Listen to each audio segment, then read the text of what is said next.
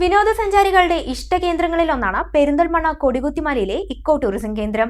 കോവിഡിനെ തുടർന്ന് അടഞ്ഞുകിടക്കുകയായിരുന്നു കൊടികുത്തിമല. നജീബ് കാന്തപുരം MLA നിർബന്ധ ബുദ്ധിയോടെയുള്ള ഇടപെടൽ കാരണമാണ് 2021 ഓഗസ്റ്റിൽ കൊടികുത്തിമല വീണ്ടും തുറക്കാനായത്.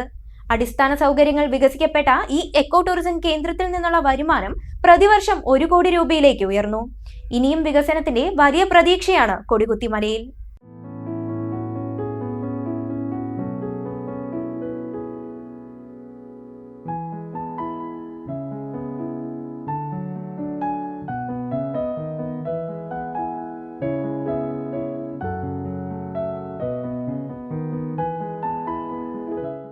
സമുദ്രനിരപ്പിൽ നിന്നും 500 മീറ്ററിലധികം ഉയരത്തിലുള്ള മലമുകളിലെ പച്ചവിരിച്ച പുൽമേടുകളും കുളിർക്കാറ്റും കോടമഞ്ഞുമെല്ലാമാണ് കൊടികുത്തിമലയിലേക്ക് വിനോദസഞ്ചാരികളെ ആകർഷിക്കുന്ന പ്രധാന ഘടകങ്ങൾ.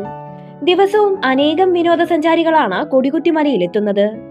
കോവിഡ് വ്യാപനത്തെ തുടർന്ന് 2019 കൊടികുത്തിമല ഇക്കോ ടൂറിസം കേന്ദ്രം അടച്ചുപൂട്ടിയിരുന്നു. 2021 ഓഗസ്റ്റിൽ കൊടികുത്തിമല വീണ്ടും വിനോദസഞ്ചാരികൾക്ക് തുറന്നുകൊടുത്തു.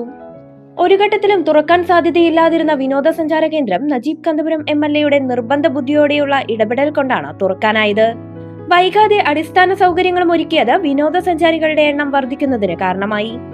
മലപ്പുറം ജില്ലയിലെ മിനിയൂട്ടി എന്ന പേരിൽ അറിയപ്പെടുന്ന താഴക്കോട് പഞ്ചായത്തിലെ അമ്മിനിക്കാട് പ്രദേശത്തെ കൊടികുത്തിമല ഇന്ന് കേരളത്തിലെ ഏറ്റവും അറിയപ്പെടുന്ന ഒരു എക്കോ ടൂറിസം പദ്ധതിയായി മാറിയിരിക്കുകയാണ്. ഇതിൻ്റെ പിന്നിൽ പ്രവർത്തിച്ചത് ഇത് കമ്മീഷൻ ചെയ്ത് ഇവിടുത്തെ അടിസ്ഥാന സൗകര്യങ്ങൾ വിപുലീകരിച്ച് സന്ദർശകർക്കും അതുപോലെ തന്നെ മറ്റ് ഭാവിയിലേക്കുള്ള കരുതലും കൂടി കണ്ടുകൊണ്ടാണ് നജീബ് MLA കാലത്താണ് ഇത് പൂർണ്ണമായും കമ്മീഷൻ ചെയ്ത് ഒരു റവന്യൂ സോഴ്സായി മാറിയത്.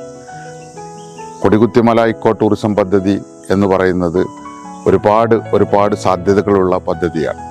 പദ്ധതി പ്രദേശത്തിനകത്ത് ഗവൺമെൻറ്റിൻ്റെ സഹായത്തോടു കൂടി വലിയ തോതിലുള്ള വികസന പ്രവർത്തനങ്ങൾക്ക് നേതൃത്വം കൊടുക്കാൻ പ്രിയപ്പെട്ട MLA നജീബ് സാഹിബിന് സാധിച്ചിട്ടുണ്ട്. ഇക്കോ ടൂറിസം പദ്ധതി സജീവമായതോടെ സ്വകാര്യ സംരംഭങ്ങൾ തുടങ്ങുന്നതിനും കൊടികുത്തിമല വികസിക്കുന്നതിനും കാരണമായി. പദ്ധതി പ്രദേശത്തിന് പുറത്ത് ഏകദേശം 300ഓളം ഏക്കർ വരുന്ന ഇതിൻ്റെ കാച്ച്മെൻ്റ് ഏരിയയിൽ വിവിധങ്ങളായ പ്രൊജക്റ്റുകൾ വിവിധ സംരംഭകർ കൊണ്ടുവന്നിരിക്കുകയാണ്. ഈ അടുത്ത ഇടയായി വിവിധ പരിപാടികൾ ഉദ്ഘാടനം ചെയ്യപ്പെട്ടു. ഇനി ഉദ്ഘാടനപ്രായമായിട്ടുള്ള ഏകദേശം 7ഓളം പദ്ധതികൾ നിലനിൽക്കുകയാണ്. ഭാവിയിൽ വലിയ സാധ്യതയാണ് കൊടികുത്തിമലയ്ക്കുള്ളത്.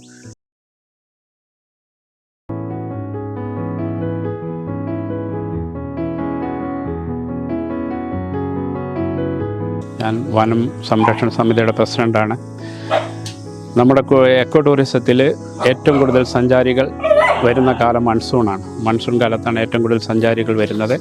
കഴിഞ്ഞ 1.5 വർഷക്കാലത്തിലിടയ്ക്ക് 2 ലക്ഷത്തോളം സഞ്ചാരികൾ ഇവിടെ വന്നിട്ടുണ്ട്.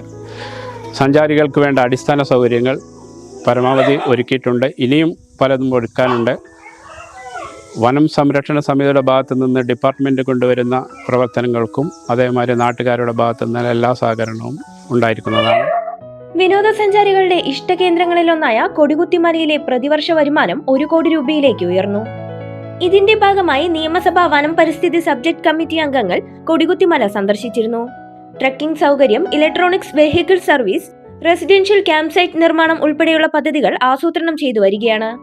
കൊടികുത്തിമല ഇക്കോ ടൂറിസം പദ്ധതിയെ കേരളത്തിലെ ഏറ്റവും നല്ല പദ്ധതിയാക്കുന്നതിന് വേണ്ടി കഴിഞ്ഞ 5 വർഷം ബഹുമാനപ്പെട്ട MLA വലിയ തോതിലുള്ള പ്രവർത്തനങ്ങൾ നടത്തിയിട്ടുണ്ട്.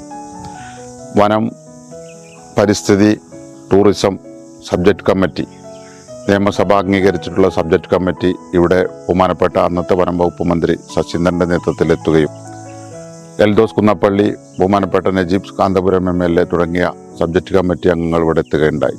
ഇവിടെ വലിയ സാധ്യതകളാണ് അവർക്ക് മുമ്പിൽ വിവരിച്ചു കൊടുത്തത്.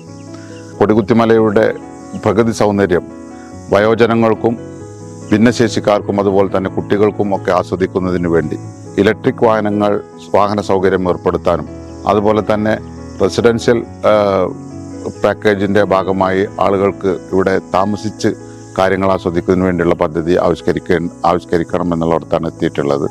അതുപോലെ തന്നെ മറ്റു ഒരുപാട് വിപുലമായ ട്രക്കിങ്, അതുപോലെ തന്നെ നമുക്കുള്ള കഫ്റ്റീരിയ സൗകര്യങ്ങൾ വിപുലീകരിക്കുവാനും ഒക്കെ അന്ന് തീരുമാനമായിട്ടുണ്ട്.